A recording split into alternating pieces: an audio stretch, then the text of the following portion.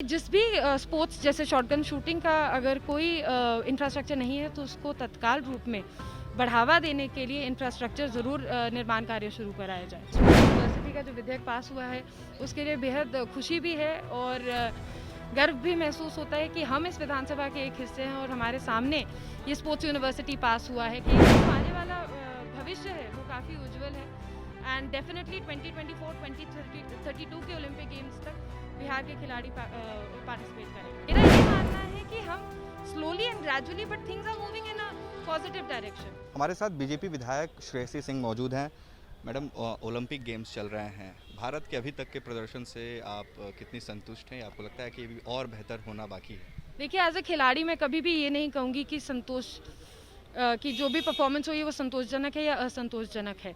खिलाड़ी जब भी किसी मैदान में जाता है, चाहे वो ओलंपिक गेम्स हो या राष्ट्र के कोई भी चैंपियनशिप हो, वो हमेशा अपना बेहतर प्रदर्शन करने का सोच के जाता है, संकल्पित होकर 4 साल के लिए तैयारी करता है। ये सच है कि अभी तक ओलंपिक गेम्स में सिर्फ एक ही पदक आया है, लेकिन आशा और उम्मीद पूरी है कि जब तक ओलंपिक गेम्स खत्म होंगे तब तक ज़रूर भारत के झोली में कुछ और पदक आएंगे। किन खिलाड़ियों से आपको अभी उम्मीद है? मीराबाई चानू ने तो सिल्वर मेडल लिया, पिछले ओलंपिक्स में वो पूरा नहीं कर पाई थी, लेकिन इस बार उन्होंने सिल्वर मेडल लिया। अभी और किन खिलाड़ियों से आपको लगता है कि वो मेडल ला सकते हैं? आई थिंक अभी शूटिंग के 2 खिलाड़ियों संजीव राजपूत जी का मैं इंतज़ार कर रही हूँ, उनके प्रदर्शन का।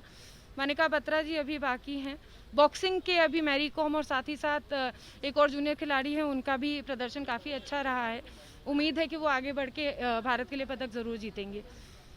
बिहार में खास तौर पर खेलों को लेकर उतना प्रमोट नहीं किया गया। आप पहले भी इसके बारे में बात करती रही हैं। क्या लगता है कि अब वो समय आ गया, चूँकि आप एक बतौर खिलाड़ी रही, इंटरनेशनल शूटर रही, अब आप विधायक हैं, आप बतौर विधायक क्या कर रही हैं बिहार में खेलों को बढ़ावा देने के लिए? आई थिंक एज अ विधायक हमारा जो सबसे पहला काम है वो ये है कि जितने भी बिहार के खिलाड़ी को जो अभी छोटी छोटी समस्याओं का सामना करना पड़ता है, जो अपनी बात वो विभाग में मंत्री के पास या अन्य और पदाधिकारियों के पास नहीं रख पाते हैं, उन तक पहुंचाना, और ये काम हमने अपने अभी तक के 9 महीने में पूरा किया है। साथ ही साथ जो इंफ्रास्ट्रक्चर एग्जिस्टिंग है उसको कैसे मेंटेन करें और उसको कैसे बढ़ावा दें, उसके ऊपर काम कर रहे हैं। और तीसरा जो सबसे ज़्यादा महत्वपूर्ण बात है, अभी भी बिहार जैसे राज्य में बहुत से खेलों का इंफ्रास्ट्रक्चर शुरू नहीं हुआ है।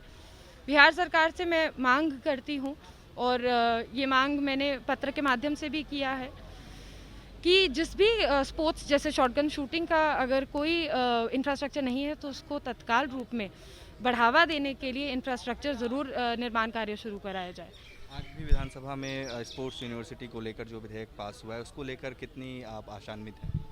आई थिंक आज स्पोर्ट्स विधेयक जो पास हुआ है, स्पोर्ट्स यूनिवर्सिटी का जो विधेयक पास हुआ है उसके लिए बेहद खुशी भी है और गर्व भी महसूस होता है कि हम इस विधानसभा के एक हिस्से हैं और हमारे सामने ये स्पोर्ट्स यूनिवर्सिटी पास हुआ है। कहीं ना कहीं पूरे राज्य, पूरे भारत को, पूरे वर्ल्ड को एक कड़ा संदेश जाता है कि जब ओलंपिक गेम्स चल रहे थे और जब एक असंतोषजनक सूचनाएं आ रही थी कि बिहार के खिलाड़ियों की संख्या 0 है या कोई भी नहीं है, तब हम लोगों ने ये मानसून सत्र में स्पोर्ट्स यूनिवर्सिटी का विधेयक पास किया है। मुझे लगता है कि खेल का जो आने वाला भविष्य है वो काफ़ी उज्जवल है। एंड डेफिनेटली 2024-2032 के ओलंपिक गेम्स तक बिहार के खिलाड़ी पार्टिसिपेट करेंगे। सवाल कि भले ओलंपिक में कोई बिहार का खिलाड़ी ना हो, लेकिन हमने दूसरे खेलों में देखा है कि बिहार के खिलाड़ी दूसरे राज्यों से जाकर खेलते हैं।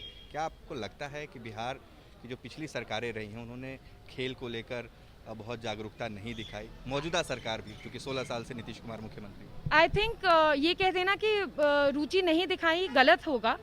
मैं खुद एक एथलीट हूँ और एज एन एथलीट मैं आपको बताती हूँ कि किस तरह से जब मैंने अपने करियर में बहुत सारे पॉलिसी चेंजेस देखे हैं जो एक पॉजिटिव अप्रोच के साथ बिहार के खिलाड़ियों को प्रोत्साहन देने का काम कर रहे हैं।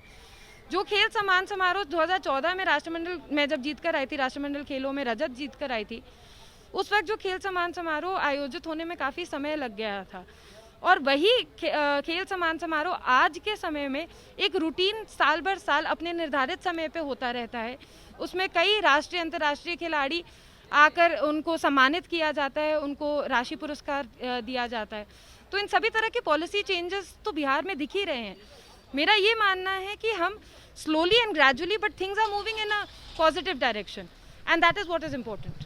तो धीरे धीरे बदलाव हो रहा है और जिस तरीके से स्पोर्ट्स यूनिवर्सिटी का विधेयक आज बिहार विधानसभा से पारित हुआ है, उसके बाद पूर्व खिलाड़ी और विधायक श्रेयसी सिंह को उम्मीद है कि आने वाले सालों में खेलों में बिहार का प्रतिनिधित्व ज़रूर बढ़ेगा। हमारे सहयोगी आनंद कुमार के साथ उत्कर्ष कुमार सिंह, बिहार तक।